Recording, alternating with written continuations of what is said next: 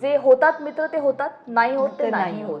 मग तो संपल्यानंतर सुद्धा नाही आपल्याला वाटत नाही की आपण ह्यांना अप्रोच व्हावं किंवा भेटावं किंवा बोलावं. मधुर आणि आपल्याला दिसते अशी खूप साधी सिंपल आई जी ती साकारते. एक खट्याळ एक बाळ असतो ना आपल्या आतमध्ये, एक एक मिस्टिरियस एक लहान मूल असतं, तशी आहे ती. अवघ्या महाराष्ट्र बोलून झालेलं आहे की बिग बॉस मध्ये मी खूप ओव्हर कॉन्फिडेंट आहे.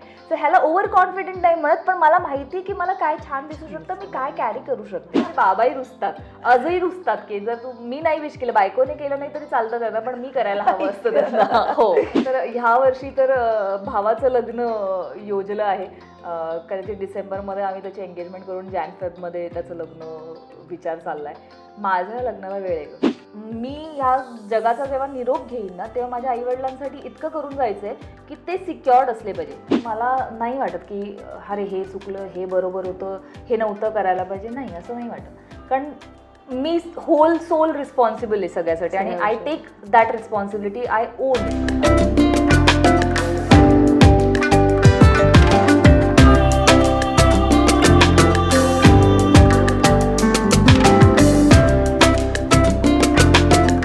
मी पूजा बोरकर, लोकमत CNX फिल्मीमध्ये तुमच्या सर्वांचं स्वागत आहे. हो, मला माहिती आहे तुम्हाला सगळ्यांना खूप जास्त राग येणार आहे, कारण की छोट्या पडद्यावर चेहरा बघितला की सगळेजण ही नाही चांगली, ही खूप खडूस आहे, हिला कोणीतरी पकडून मारा, अशा सगळ्या कमेंट्स तुम्ही आता नक्की इंटरव्ह्यूच्या खाली टाकाल. पण ती किती गोड आहे हे आज मी तुम्हाला सांगणार आहे. रुपाली भोसले, खूप खूप स्वागत आहे रुपाली. पूजा, संजना म्हणून गप्पा मारूया की रुपाली म्हणून गप्पा मारूया? काही म्हणून गप्पा मार. ज्या पद्धतीचं इंट्रोडक्शन तू दिलंयस, मला वाटतं हीच माझ्या कामाची पावती आहे की अशा पद्धतीच्या रिॲक्शन्स येणार आहेत, त्या अपेक्षित आहेत मला. तुला आताही भेटल्यावर लोक अगं तू का अशी वागते, का निर्दय सोडत नाहीयेस असं बोलतात का? सुरुवातीला होत्या जेव्हा मी इनिशियली जॉईन केलं तेव्हा, पण आता नाही तसं वाटत. कारण ज्या पद्धतीचं हे कॅरेक्टर लिहिलं गेलं आहे किंवा छोट्या छोट्या गोष्टी, म्हणजे आता लोकांचं असं मत आहे की नाही हे बरोबर आहे, हे होऊ शकतं. म्हणजे आज आता काल परवाचा जर तू सीन पाहिला असशील, त्यामध्ये अरुंधती सुद्धा म्हणते त्याला की 12 वर्ष तिने तिच्या आयुष्याचे दिले, तुम्हाला इन्व्हेस्ट केलेत तुमच्यावर, ह्याच आशेवर की तुम्हीही तिच्यावर प्रेम करता आणि तुम्ही तिच्याशी लग्न करणार आहात, मग तुम्हाला आता मागे नाही हटता येणार. सो हा जो काही एक कॅरेक्टरायझेशन म्हण किंवा जे काही लिखाणातनं जे काही गोष्टी बारकाव्या लिहिल्या गेल्यात, त्या मला वाटतं लोकांपर्यंत त्या पद्धतीने पोहोचत आहेत, म्हणून आता शिव्या नाही पडत. आता त्यामुळे सगळेजण संजना प्लीज एक फोटो होऊन जाऊ दे, हे करून जाऊ दे, असं सगळं होत असेल. आता नाही पडत शिव्या. बरं, तिचा एक खूप छान अनुभव ती आज शेअर करणार आहे. तू राजभवनात गेलेली आणि छानसा अनुभव तू घेऊन आली. तिकडे संजनाचे खूप जास्त फॅन्स आहेत असं कळलेलं आहे. सो तिकडचा एक्सपिरियन्स कसा होता? मला खरंच खूप भारी वाटलं पूजा. म्हणजे मी फर्स्ट टाइम असं काहीतरी व्हिजिट केलं असेल आणि मी गेले आणि ऑफकोर्स आपण एवढ्या मोठ्या माणसाला भेटायला जातो तर डेफिनेटली एक नर्वसनेस होता, पण इतकं सुंदर वेलकम होतं, वॉर्म वेलकम होतं, खूप छान बोलले ते आमच्याशी आणि खूप वेळ दिला त्यांनी. पण जेव्हा बाहेर आले ना, तेव्हा तिथले जे शिपाई आहेत किंवा जे फोटोज काढतात ते संजनाचे फॅन आहेत, ते आई कुठे काय करताचे फॅन आहेत. आणि हे म्हणजे तो अनुभव मी खरंच तुला नाही एक्सप्रेस करू शकत. मला खूप भारी वाटलं, खूप छान वाटलं. कलाकार म्हणून तर वाटलंच, पण एक माणूस म्हणून पण खूप छान वाटलं. स्वतःवरच एक अभिमान वाटला मला. पण हे विचार तू नेगेटिव्ह कॅरेक्टर करतेस, सो लोकांच्या म्हणजे तिकडे असे आता सगळे प्रेम करतात, ज्या पद्धतीने तू म्हणाले संजनावर आता सगळेच प्रेम करतात तिच्या वेगवेगळ्या गेटअप बद्दल. कारण की ज्या पद्धतीने त्या स्वतःला कॅरी करायला शिकली संजना, तर डेफिनेटली तिच्या एक लुक बद्दल, तिची ड्रेसिंग स्टाईल ही लोकांना आता आवडायला लागली स्पेशली. सो जेव्हा तू तिकडे गेली होतीस तर तेव्हा तुला साडीमध्ये वगैरे त्यांनी पाहिलं आणि त्यांनी घरच्यांना फोन वगैरे करून आमच्या मुलींना बोला. सिरियसली म्हणजे मला असं झालं होतं की झालं, म्हणजे तिथे फोन अलाउड नव्हते, त्यामुळे आम्ही आमचे फोन्स तिथे जमा वगैरे केले आणि आत गेलो. त्याच्यानंतर त्यांचा एक ठराविक एक फोटोग्राफर आहे जो फोटोज काढतो आणि नंतर जो तुम्हाला जो एक कन्सर्न पर्सन असतो त्याला पाठवतो. तर त्यांनी त्यांच्या फोनवरनं त्यांच्या घरी फोन केला आणि म्हणाले हे बघ रुपाली भोसले बघ, संजना इथे, संजना. आणि मी त्यांच्याशी बोलले, त्यांची 19 महिन्याची मुलगी आहे आणि त्यांना असं हाय वगैरे केलं. त्यांनाही बरं वाटलं खूप. प्लस साहेबांचे जे PA आहेत त्यांनी जेव्हा नावाने हाक मारली तेव्हा अजूनच बरं वाटलं मला. बरं ते ओळखतात बिग बॉस आणि ह्याच्यामुळे, त्यामुळे खूप भारी वाटलं गं मला की आपल्याला नावाने राजभवनात आपण गेलोय आणि राजभवनात आपल्याला नावाने कोणीतरी ओळखतंय. ही फिलिंग खरंच खूप बरी होती. खूप जेव्हा तिने सांगितलं की मी राजभवनात जाते, ते मला वाटलं तर लेटर वगैरे घेऊन येतेस की काय, मला हे पद मिळालंय वगैरे असं काहीतरी. You never know. मला सांग, बिग बॉस मध्ये तुझी एक वेगळी छाप होती, ती थोडीशी खडूस आणि म्हणजे ज्या पद्धतीने तुझा तिथे एक म्हणतात ना राग बघायला मिळाला, तिथे तुझं प्रेम बघायला मिळालं, तिथे तुझी फ्रेंडशिप बघायला मिळाली, या सगळ्या गोष्टी तिथे पाहायला मिळाल्या. आणि इथे तू एक वेगळी भूमिका करते, राईट. आणि इथे कुठेतरी आता एकटी पडलेली आहेस, तिकडे तरी ऍटलिस्ट म्हणजे खांदे द्यायला भरपूर जण होती, राईट. म्हणजे फ्रेंड सर्कल असू दे किंवा कोणीच येत. आणि इथे आता तू पूर्णपणे मालिकेत एकटी पडली आहेस, तिथे कोणीच नाहीये तुला खांदा दिला, तुझी सख्खी बहीणही नाही. सो जेव्हा हे अनुभव होते, ह्या दोन्ही वेगवेगळ्या गोष्टी, डेफिनेटली पर्सनल आणि एक मालिका आहे. सो हा एक अनुभव तू जगलेली आहेस आणि जगते एका साईडला, काय वाटतं? बिग बॉस कम्प्लिटली वेगळं आहे. म्हणजे तिथे तुम्हाला पर्याय नाही आहे, तिथेच तुम्हाला राहावं लागतं तेवढ्या लोकांसोबत. इथे माझ्याकडे पर्याय आहे. इथे म्हणजे मी ओके, मी नंतर एक 5 मिनिटाचा ब्रेक, मी येते परत असं म्हणून I can go freshen up and come back again with different spirit and different energy. इथे तसं नाही आहे. इथे बिग बॉस तू असं म्हणालीस की खांदा देणारे, तर नाही, असं काही नसतं. तिथे तुम्ही सगळेजण एकटेच असता. एक कोणी ग्रुप बनतात, मैत्री होते, सगळं ऑल सेड अँड डन. पण एंड ऑफ द डे तो एक गेम शो आहे.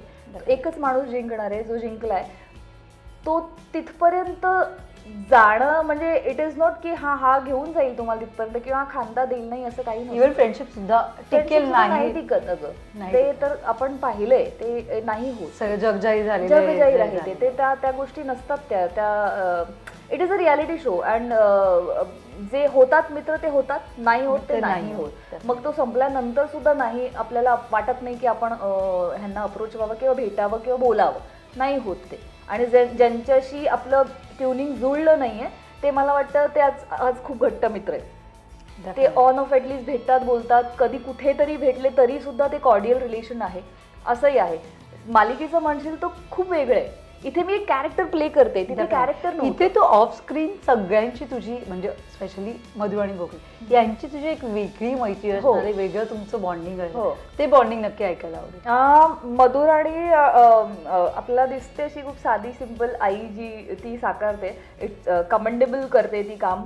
कारण जी ती पर्सनल लाईफमध्ये जशी आहे ती अगदीच अपोजिट आहे स्क्रीनवर. म्हणजे एक खट्याळ एक बाळ असतो ना आपल्या आतमध्ये, एक मिस्टिरियस एक लहान मूल असतं, तशी आहे ती. म्हणजे कॉन्स्टंट तिचं काही ना काही सुरू असतं. म्हणजे डिरेक्टरला आवाज जाणार नाही, पण आम्हाला कळतं आम्ही आजूबाजूला असं. त्यामुळे सतत खोडकर काहीतरी गोष्टी चालू असतात तिच्या, मग बोलण्यात असू दे किंवा काहीतरी असं. सो ते खूप जास्त कनेक्ट झालं. कारण ऑन ऑफ मलाही ह्या ब्रेक्सला, ह्या सगळ्या गोष्टींचा ब्रेक लागतो. कारण मी कॉन्स्टंट अशी एका झोनमध्ये नाही काम होत. मला छान खेळमेळीचं असेल तर मला वाटतं की जरा इझी जातात 14 तास आपले, नाहीतर ते खूप कठीण होतं. ते नुसतं तेच करत. त्यामुळे मला वाटतं मधुराणी आणि माझं त्या पद्धतीचं ट्युनिंग झालं, बिकॉज दोघीही तशाच आहोत. तशा दोघींनी किती जणांवर रॅगिंग केलं आणि किती जणींच्या म्हणतात ना टार्गेट केलेलं आहे सेटवर? नाही, रॅगिंग असं नाही होत, कारण डबल युनिट लागलेलं असतं, माझं घर वेगळं लागलेलं असतं. त्यामुळे बऱ्याचदा असं होतं की फक्त आवाज येत आहेत, वरनं आवाज येतात किंवा खालनं आवाज येतात, कोण कोणाला भेटत नाही असं होतं. त्यामुळे रॅगिंग वगैरे असं नाही. पण हा, जेव्हा ऑल कॉम्बिनेशन सीन्स असतात तेव्हा एक काहीतरी आपलं. पण सगळ्यात जास्त म्हणतात ना, हा बाबा ह्याची सगळ्यात जास्त हा टार्गेट केला गेला आहे, गौरी कुलकर्णी आहे. गौरी कुलकर्णी एक हमखास एक टार्गेट असते. अपूर्वा गोरे आहे. ह्या 2च मुली ज्या आहेत ह्या टार्गेट होतात. बाकी आणि पूनम आहे जी विशाखाचं कॅरेक्टर करते. सो ती असं ती देते, म्हणजे ती आम्हाला तिला टार्गेट करू देते. म्हणजे आम्हाला करायचं नसतं तिला टार्गेट, पण ती म्हणते की ओके, मला व्हायचंय आज टार्गेट, आज माझा दिवस आहे असं वगैरे. तिचं एक असतं काहीतरी, एक तिचा प्लॅन असतो. सकाळी उठली की काहीतरी आपलं एक पिल्लू सोडायचं, मग झालं. म्हणजे मध्ये ती आमच्या DOP चं काहीतरी होतं, त्यामुळे आम्ही सगळे त्यांना, आय थिंक बर्थडे होता, सो आम्ही सगळे विश करत होतो. तर तिने मेसेज केला ओके राजू ताई दादा. आणि त्याच्यानंतर आम्ही सगळे सेटवर आम्ही फक्त तेवढ्याच नावावर चिडवत होतो. सो ती देते, ती सकाळी उठली की तिला असं प्लॅन होतो तिथे ओके आज माहिती टार्गेट असं असतं तिथे. त्या 3 मुली आहेत ज्यांना आम्ही सगळ्यात जास्त टार्गेट हो, करतो. हो, हो. बरं, ज्या पद्धतीने म्हणालीस मधुर आणि ताईमध्ये एक खोडकर बाळ आहे, तर एखादा किस्सा ताईंचा नक्की ऐकायला आवडेल. आणि डेफिनेटली तुझाही, तुम्ही दोघी जेव्हा एकत्र असता काय खोडकरपणा तुमच्या दोघींचं असतं. आम्ही असं एक पर्टिक्युलर किस्सा असा नाहीये पण काहीतरी इंटरनल बडबड असते ग, ती ऑन कॅमेरा नाही सांगता येत. ती फार इंटरनल अशी एक म्हणजे काय म्हणतात त्याला, आपल्या गर्लिश टॉक आणि अशा सगळ्या गोष्टी असतात. मग ते जरा बाकी सगळे मुलं असतात त्यांना कसं आम्ही कसे हे हॅलो आम्ही असं वगैरे सगळं चाललेलं असतं. पण असं काही ऑन कॅमेरा सांगण्यासारखं काही. बरं, ते एवढं वल्गर नाही, गर्लिश टॉक असतं ते नक्कीच. मला सांग, मधुर आणि ताईच्या मुलीला भेटली आहेस का? हो, भेटल्या. मी आली होती ती सेटवर आणि स्वरालीचं असं होतं की मला संजना आवडते. आणि मी म्हणलं का, कारण माझी आई साडी नेसते आणि साडीतच झोपते, मला संजना आवडते कारण संजनाचं ड्रेसिंग तिला आवडतं. आणि हे मला मधुराणी सुद्धा म्हणाली की तू तिला जास्त आवडतेस, त्यामुळे ती मला स्पेशली भेटायला आली होती जेव्हा मी शूट करत होते. सो खूप गोड आहे ग, एकदम क्यूट आहे ती. नक्कीच. आणि ज्या पद्धतीने ड्रेसिंग तू कॅरी करते, डेफिनेटली सगळेजण त्या ड्रेसिंगच्या प्रेमात, ज्या पद्धतीने कॅरी करण्याची एक वेगळी स्टाईल आहे तुझी. आणि आम्ही तुला पाहिलेलं आधीपासून तुझे फोटोज सोशल मीडियावर बघतात. तू प्रत्येक वेगवेगळा लुक घ्यायला तुला आवडतं, मग ती साडी असो किंवा मग ते वेस्टर्न आउटफिट असो, हे सगळं तू खूप छान पद्धतीने कॅरी करते. तर तुझा काही आहे का असं काही टिप आहे का, किंवा अशी काहीतरी गोष्ट की हो मी कॅरी खूप छान पद्धती, म्हणजे अशी एखादी गोष्ट जो आज सगळ्या मला सांगशील? मला असं वाटतं की मला खूप कम्फर्टेबल गोष्टी आवडतात, की मला माहिती असतं की मला हे छान दिसणार आहे किंवा मी हे ट्राय आउट करू शकते. लेट मी सी की हे कसं दिसतंय मला. बेसिकली तुम्ही कसं कॅरी करताय दॅट इज इम्पॉर्टंट. म्हणजे आज जर तू फिश किंवा मर्मेडचं गाऊन घातलास आणि त्या पद्धतीचं जर कॅरी केलं नाहीस तर इट विल लुक शॅबी. बट तुला स्वतःवरती कॉन्फिडन्स असणं फार गरजेचं आहे. अवघ्या महाराष्ट्र बोलून झालेलं आहे की बिग बॉसमध्ये मी खूप ओव्हर कॉन्फिडंट आहे. तर ह्याला ओव्हर कॉन्फिडंट नाही म्हणत, पण मला माहिती आहे की मला काय छान दिसू शकतं, मी काय कॅरी करू शकते. आज मला वाटलं की मी साडी नेसायला पाहिजे, मी साडी नेसली. But then how to compliment with something else, त्या पद्धतीने मी प्रयत्न करत असते काहीतरी ऑन ऑफ करायचा. But I think most importantly तुम्हाला ज्याच्यात कम्फर्टेबल वाटतंय त्या गोष्टी घालाव्यात आणि त्या गोष्टी कराव्यात.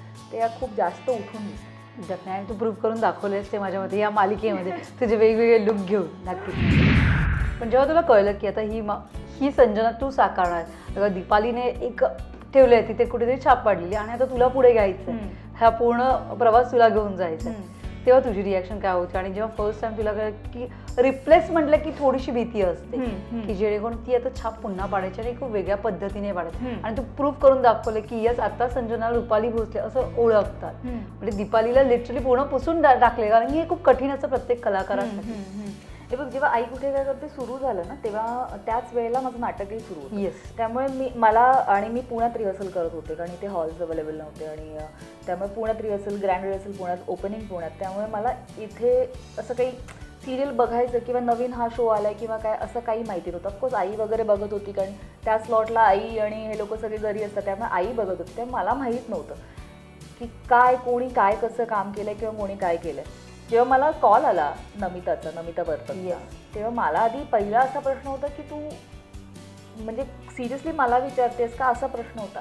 बिकॉज लोकांचं असं मत झालं होतं की ही हिंदी मालिका करते म्हटल्यानंतर ही हिंदीतच बिझी आहे किंवा आम्हाला परवडणार नाही, असं एक आपल्याकडे अझम्पशनचा एक जो किडा आहे तो कायमच असतो मला वाटतं सगळ्यांच्या डोक्यात.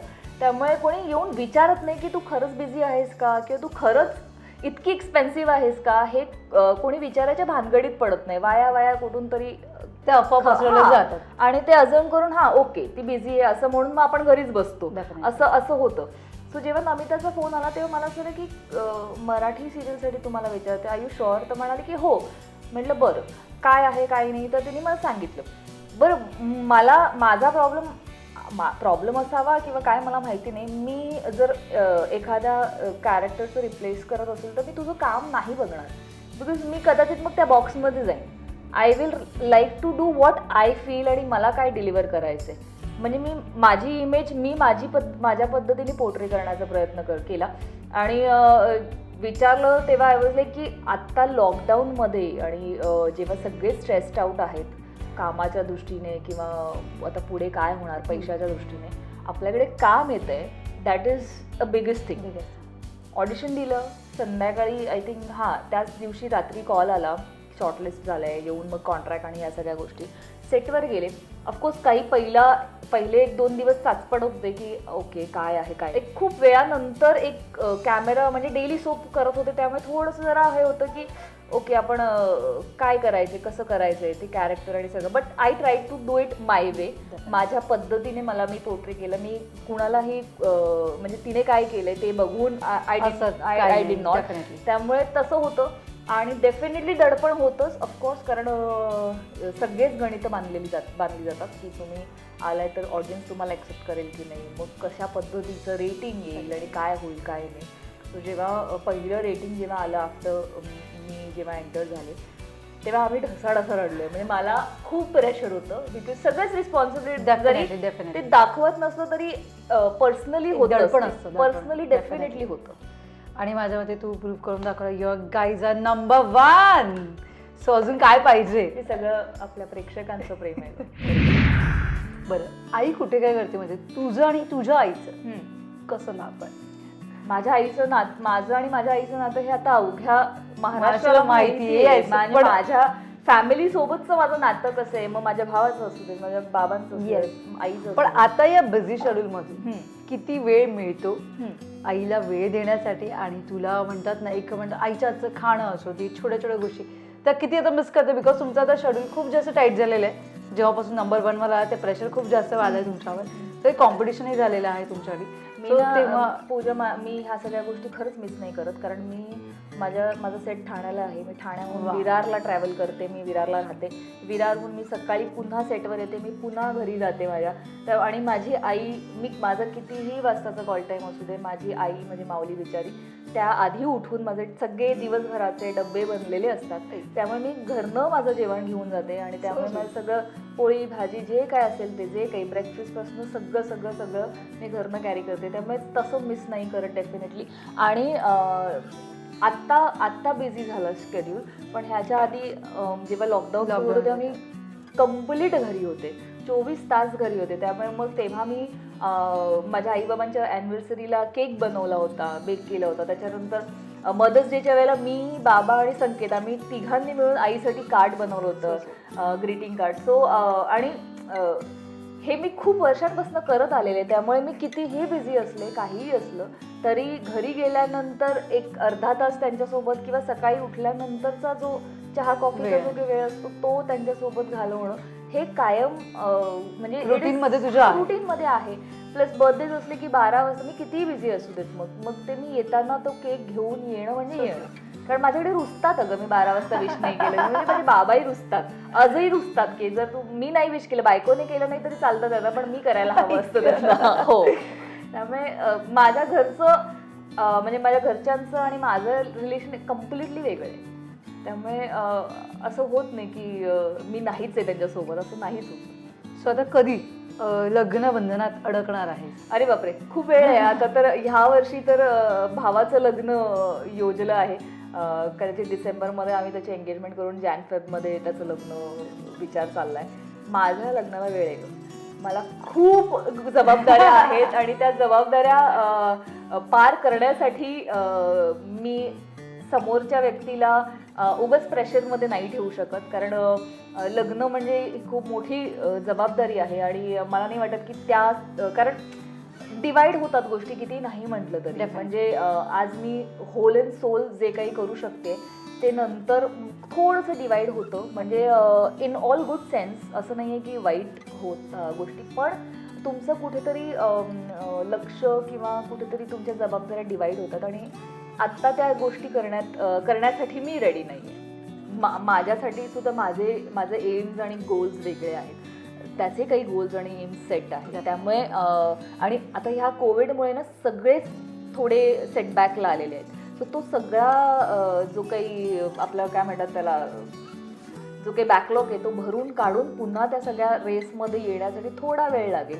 म्हणजे मला विचारशील पर्सनली ना, तर माझ्यासाठी मी ह्या जगाचा जेव्हा निरोप घेईन ना, तेव्हा माझ्या आईवडिलांसाठी इतकं करून जायचंय की ते सिक्युअर्ड असले पाहिजे, ते कुणावर डिपेंडंट नसावेत असं मला वाटतं. बिकॉज ज्या काही गोष्टी मी पाहिल्या आहेत आज एवढी ओव्हर दी पिरियड, ओव्हर दी इयर्स आणि इतकी वर्ष जे काही मी बघत आलेले आहे, त्या गोष्टी मला पुन्हा त्यांना दाखवायच्या नाही आहेत किंवा त्यांनी बघू नयेत अशी माझी इच्छा आहे. त्यामुळे मला असं वाटतं की तेवढं करण्यासाठी या एवढ्या मोठ्या बंधनात अडकू नये आत्ता.